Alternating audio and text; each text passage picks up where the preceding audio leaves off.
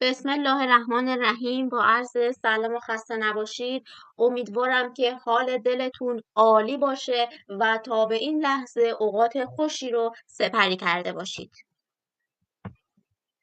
بنده مهسا یوسفی هستم، دانشجوی ترم چهارم مدیریت آموزشی دانشگاه گیلان و امروز در خدمت شما با آموزش مراحل انجام پروژه پژوهشی با استفاده از نرم افزار مایندمپ.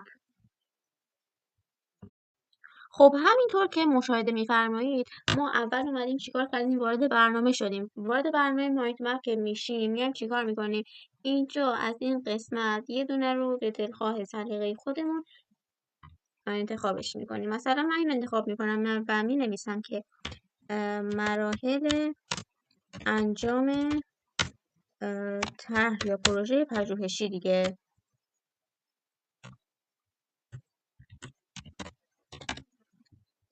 این از این. ببینید اینجا میتونیم بیایم این قسمت حالا یه سری تغییراتی که به سلیقه خودمون هستش رو انجام بدیم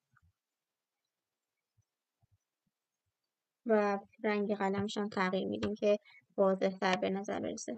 خب ببینید انجام یک طرح پژوهشی 11 تا مرحله داره که ما میایم اینجا یه نقشه ذهنی طراحی میکنیم که فرد با دیدن اینا دیگه براش یه چیز خیلی مرورتر بشه و اونو یاد بگیره. وقتی این یه نقشه ذهنی رو دید، ببینید مایندمپ در کل یک نقشه مفهومی یا یک نقشه ذهنیه و هدف من اینه که اومدم تمام مراحل رو میخوام تو این نقشه ذهنی جا بدم که مفید واقع شده بشه. خب ببینید الان میام چیکار میکنیم؟ قسمت اینزرت اینجا کلیک میکنیم و قسمت اینزرت مرحله اولش رو مینویسیم. مرحله اول انتخاب موضوع پژوهشه.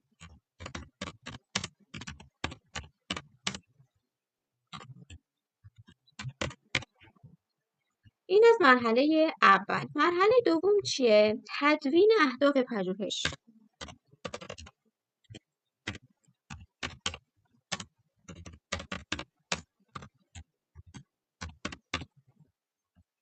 مرحله سوم تعیین سوالات پژوهشه.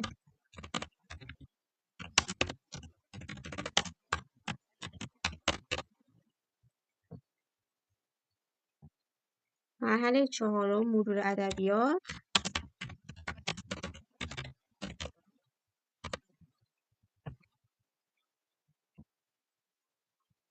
مرحله پنجم انتخاب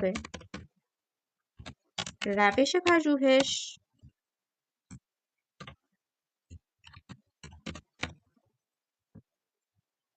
مرحله ششم هم طراحی ابزارهای جمع‌آوری داده.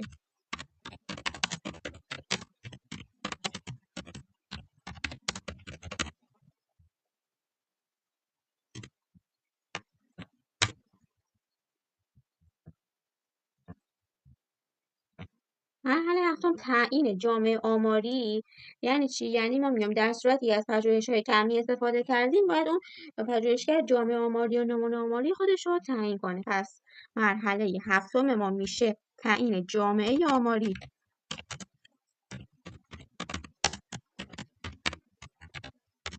و نمونه آماری. این از این. 7 تا مرحله گفتیم دیگه، درست؟ 4 تا مرحله دیگه میمونه. هشتمی جمع‌آوری داده. اینها رو بعد از اینکه نوشتم هر کدومو براتون یه توضیح مختصری هم میدم که بهتر متوجه بشیم. مرحله 9 چیه؟ تحلیل داده. داده هامون رو میایم مورد بررسی و تحلیل قرار میدیم. 10 میایم چیکار میکنیم؟ در مرحله 10 میایم تفسیر میکنیمشون. پس تفسیر یافته های پژوهش.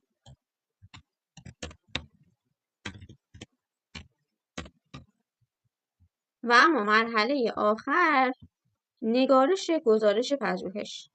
نگارش میکنیمشون. نگارش گزارش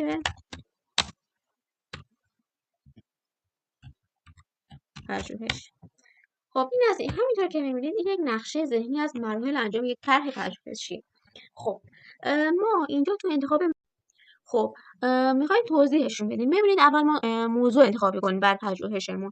اولین مرحله یک طرح پژوهشی انتخاب موضوعه که اون پژوهش باید مرتبط با زمینه تخصصی پژوهشگر و دارای اون اهمیت علمی و کاربردی باشه. اون موضوعی که انتخاب میکنیم بالاخره اون ارزش پژوهش و تحقیق و اینها رو داشته باشه.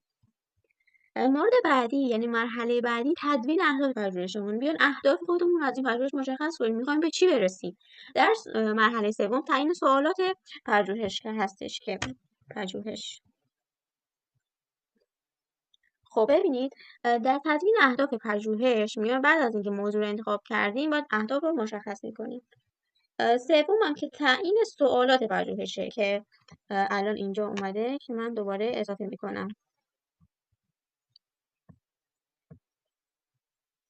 مرحله سوم اینجا که نه، اینجا خود عنوان اصلی مونه. اینجا میام مینویسیم مرحله سوم تعیین سوالات پژوهش. این از این. خب گفتیم که در مرحله سوم تعیین سوالات پژوهش. میام سوالات پژوهش به اون پژوهشگر کمک میکنه که مسیر پژوهش رو مشخص بکنه و این سوالات هم باید خیلی روشن و مختصر و قابل پاسخگویی باشه. سوالات خیلی پیچیده‌ای نباشه. در مرحله چهارم که مرور ادبیات هستش، در این مرحله مرور ادبیات پژوهشگر کمک میکنه که تو از اون آخرین دستاوردهای پژوهشی در زمینه موضوعش مطلع بشه. در مرحله پنجم انتخاب روش پژوهش هستش که کمک میکنه که تو اون داده های لازم واسه پاسخ به سوالات پژوهشی جمع آوری کنیم.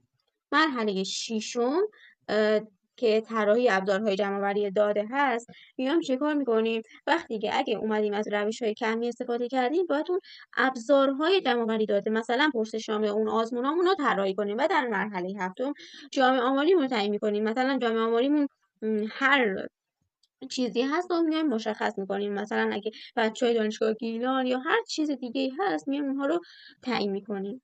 در مرحله هشتم جمع‌آوریه که باید اون داده ها رو جمع‌آوری میکنیم. بعد از اینکه تعیین کردیم جمع‌آوری، سپس تحلیلش رو میکنیم با استفاده از یک سری روش‌های آماری مناسب. در مرحله دهم میایم اونها رو مورد تفسیر قرار میدیم.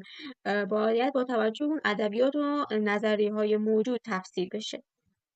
که در مرحله 11 که مرحله آخر هستش میایم نگارش گزارش پروپوزال رو انجام میدیم. یافته‌های پروپوزال که منظورم همون پژوهش هستش. اینجا نگارش گزارش پژوهش یعنی اون یافته‌های پژوهش باید در قالب یک گزارش پژوهشی منظم و جامع باشه، یعنی همه نکات نگارشی در اون رعایت شده باشه.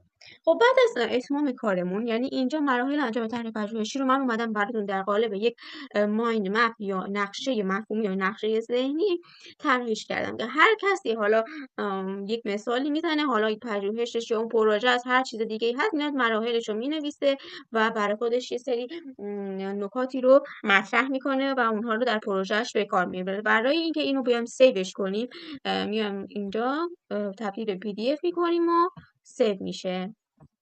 خب امیدوارم که آموزشم مفید واقع بشه. خیلی ممنونم که گوش کردید.